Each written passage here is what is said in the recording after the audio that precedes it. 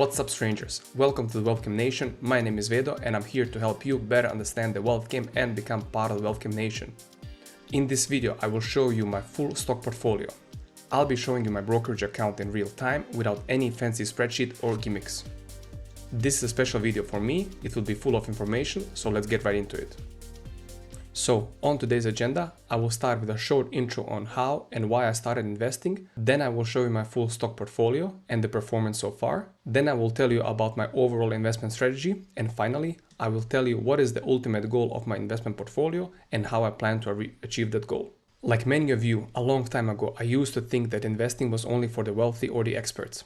This is how my YouTube channel became the Wealth Game Nation, meaning building wealth is a game that everybody can play and succeed in, not only the rich. It all started when I was in high school and I was preparing to go to college to US. As English is not my first language, in order to improve my English, I started reading books in English on topics that interest me. Those topics were personal finance, wealth building, real estate, investing, and so on. Among many other books, I read the 3 books from Rich Dad Poor Dad. His first original book where he explains the difference between assets and liabilities, then the cash flow quadrant, and finally the guide to investing. The book that has left the biggest impression on me and that has led me through my financial life journey the most has been the cash flow quadrant. As a reminder, here is the cash flow quadrant in a nutshell.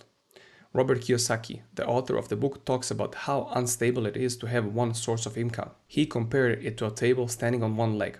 In that book, he then identifies 4 types of income that people can have. He then compared when people have, for example, 4 streams of income to a stability of a table standing on 4 legs. Those 4 types of income, as you can see, are employee, self-employed, business owner, and an investor. Then and there, without knowing exactly how I'm going to do it, I made a determination to follow the book's teachings and create multiple streams of income. To shorten the story, I got my butt in gear and hit the ground running. Fast forward 16 years later, in the year 2021, I was living in Austria. I got married to the love of my life. I got beautiful kids. I have graduated college with a degree in computer science. I got a master's in project management, have worked as a software engineer, then as a project manager, and then most recently as a senior project manager. Through all these years, I was working on many side hustles. I made some money, I saved up a lot of that money, and then I got some residential real estate, which I will talk about in another video. Then in 2021, I realized only one quadrant from the cash flow quadrant was missing, and that was investing. So my investing journey started at the peak of the euphoria and hype of 2021. A perfect start. You can see where this story is going. Before you start thinking that I am just trying to show off my gains, I want to make it clear that my intentions are not to brag or boast about my wealth, which is in any case not that glamorous. Instead, I want to accomplish 2 things. First, bring awareness to investing, to share my knowledge and show how to invest responsibly, how to avoid hype, fake YouTube gurus who claim extraordinary results. You know those guys who claim that this stock will go to the moon, the guys that talk about top X stocks to buy now, and so on. Second, I want to share my journey with you, ask you to follow me along with subscribing to the channel, and hopefully inspire you to start investing too. That way we can all become rich and retire on a beach somewhere.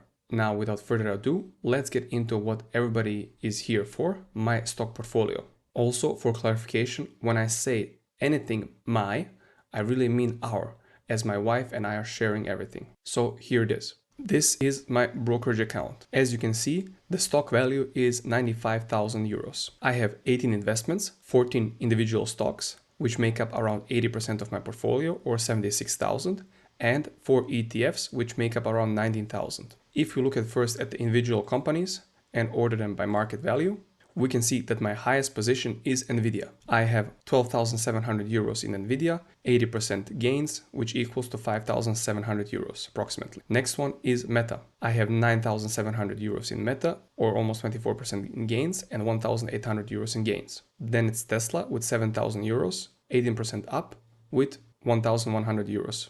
Next one is Apple with almost 6,800, almost 36% in plus, and almost 1,800 euros in plus. Then I have Alphabet with 6,000, with almost 2% or 100 euros. Then we have Microsoft with 5,800 or 900 euros in gains, which is equal to 18%.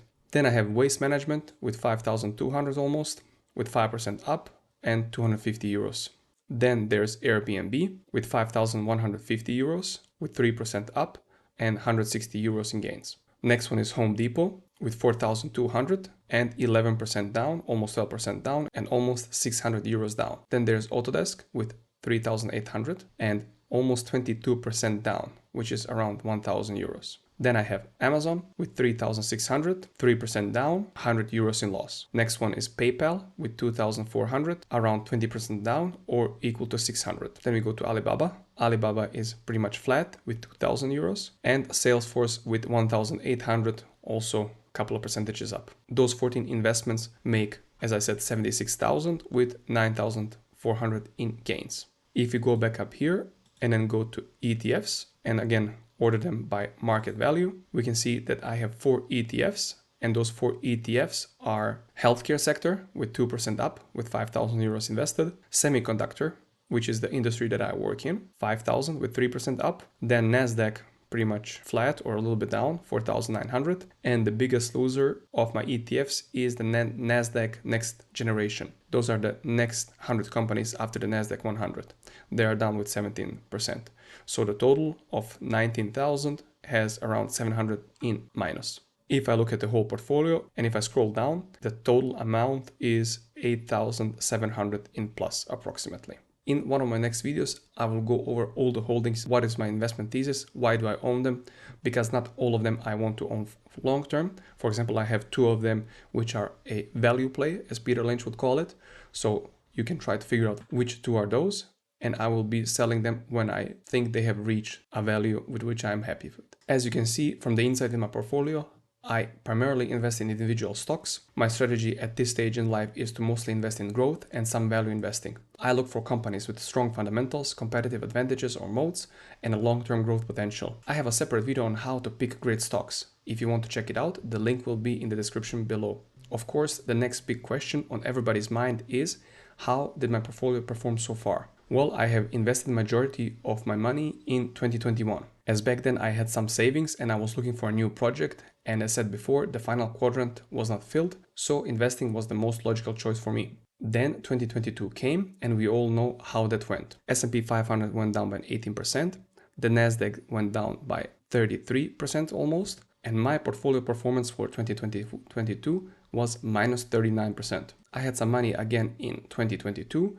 which was not that much, but I still decided to average down on some of my companies with the highest conviction. Now in 2023, it's a different story. As my brokerage is showing only the overall returns, I have made a copy of my portfolio in Google Finance. So I can look at the companies in my portfolio on a regular basis and see how are they doing. If I compare my portfolio to the S&P 500 and the Nasdaq, in the last month, my portfolio is up 5%, the S&P 500 is up 3%, and the Nasdaq is almost 4% up.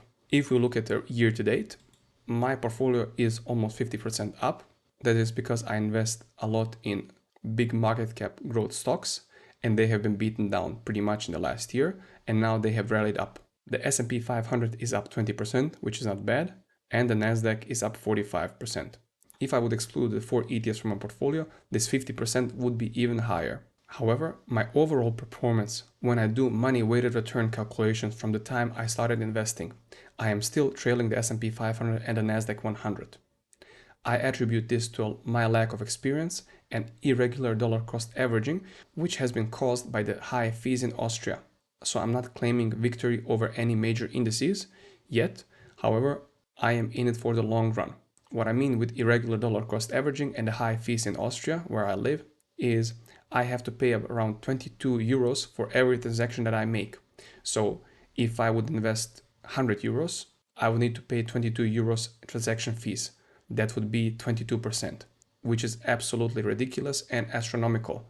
So if I'm aiming at a 10% return per year, I'm losing right away 22% on the first transaction. That means it doesn't make sense to invest 100 euros. In my opinion, it makes sense to invest around 1,000 euros. Of course, 1,000 euros is not little money. As I do not have that much money, whenever I have 1,000 euros, I invest 1,000 euros. That way, my loss is around 2.2%. Also, when we look at here at my investments, this 80% is also including already the fees. As soon as I buy something new, for example, for 1,000 euros, my performance is right away showed as minus 2.2%. This, when I expand here, I can see that, for example, I started investing in Nvidia, as I said, in peak 2021. What is my average purchase price and what has been my fees. So this is what I mean. Every time I dollar cost average, so if I dollar cost average 4 times, I have paid 82 euros in fees. Now, going back to my overall investment strategy, whenever I do something new, I like to take the wide approach. I like to take a step back and look at the whole landscape. So that was the same when I started investing. I wanted to look at what are the opportunities in investing, what can I invest in, and what are the returns of those things I invest in. So I researched the major asset classes to invest in, and those are stocks or equities. This is very interesting to me. They return around 10% per year on average, if we look at the broad market index. Then there's fixed income or bonds. They return between 1 and 5% depending on the monetary policy, and this is something that is not interesting to me due to my personal beliefs. Then there's cash and cash equivalents. They return even less than fixed bond incomes because they are a shorter period of time. Also not interesting to me. Then there's real estate. Real estate is interesting to me because on average, real estate appreciates a little bit over the inflation with 3 or 4% per year, and as well gives returns in terms of rent also around 3 to 4% per year. So very interesting investment. I own physical real estate, a couple apartments that I'm renting, and I will talk about those in one of my next videos. Then there are commodities. Commodities are not interesting to me because they can barely outperform the inflation, and most of the time they can't even outperform the inflation. Then there are alternative asset classes. Those are things like fancy cars, expensive jewelry, weird art, cryptocurrency, and so on. I don't know nothing about fancy cars, nor expensive jewelry, no weird art. I don't know nothing about collectibles. The only thing that I know something about is cryptocurrency. And the reason why I know a little bit about cryptocurrency is because I studied computer science. I took cryptography classes in the university, and I can see some appeal in it. Of course, when people invest in any alternative asset, you need to understand that you should be investing very, very little money into these alternative assets, and they should not be your main investments because they fluctuate a lot in value and they're worth only as much as the next person is willing to pay for it. These alternative assets are not value producing assets like stocks or real estate. They just go up in value or down in value depending on what is somebody else willing to pay for it. Then as a next step, I looked at what are the top sectors to invest in. If we look at the S&P 500, we can see that information technology is one of the biggest sectors. So that's where I am investing the most, and that's interesting to me. Healthcare, also interesting to me. We saw I have a healthcare ETF. Financials, due to personal conviction and personal beliefs, financials are not interesting to me, so I don't invest in any banks or insurance companies. Consumer discretionary, also not interesting to me because there's everything in consumer discretionary. So as a whole category, I don't want to invest in those because it doesn't align with my beliefs. Then industrials, they're interesting. However, at the moment, I don't invest in any industrials. Communication services, very similar to information technology, interesting. I do invest in those. Consumer staples, again, similar to consumer discretionary. I don't invest in those. Then energy, utilities, and materials can be interesting. Maybe in the future when I'm older and when I want to move more to value investing, I will be moving my funds to those. But for now, I don't have them. And then real estate as an investment category in the equities market, I don't do that because I decided to invest directly into physical real estate. So that brings me down to my last point here. When we look at major indices, the S&P 500, I cannot invest in it because it holds many categories that I am not comfortable with holding. NASDAQ 100 or anything with technology that is interesting to me. So I invest in NASDAQ as we saw. NASDAQ 100 and NASDAQ Next Generation. Dow Jones Industrial Average, not interesting. FTSE, not interested. Nikkei, also not interesting. So that was my approach when I wanted to figure out what are the things that I want to invest in. Next step for me was to figure out how much money I want to have in each of the categories that I'm interested in. So for myself, I came up with the conclusion that I want to have half real estate and stocks, about 40% each. Then a couple of in alternative assets. For me, that's crypto, up to 5%, and around 15% in cash. The reason why I want to have 15% in cash is when there is a downturn in the stock market and the fundamentals of the companies did not change and they go down, I can get more stocks for lower value and have a higher return in the future. Now, if we look only at the stock portfolio, this 40%, I would like to break that down into about 40% in ETFs and 30-30 in dividend and growth. As we have seen in my current portfolio, I have around 20% in ETFs, so I plan to add this in the future as I get older to have more stable portfolio with less volatility. Currently, majority is in growth stocks. As I said, this makes sense for me for now. Then when I get older, I will move more to dividend stocks. At the moment, I do not have a lot in dividend stocks. And the reason for that is, again, comes back to Austria. I live in Austria, and in Austria, there's no DRIP. So there's no dividend reinvestment plan. Basically, every time a company pays out dividends, for example, if Waste Management or Home Depot pays me, let's say 20 euros in dividends, I get, and I kid you not, between 30 and 50% of that money. So I get somewhere between 7 and 10 euros paid out to my checkings account. The reason for that is I have to pay capital gains tax of 27.5%, and the bank takes a fee for the transaction. Hopefully sometimes in the future there's gonna be dividend reinvestment plan where those 20 euros that I get would end up in my brokerage account and I can reinvest those, or automatically or however.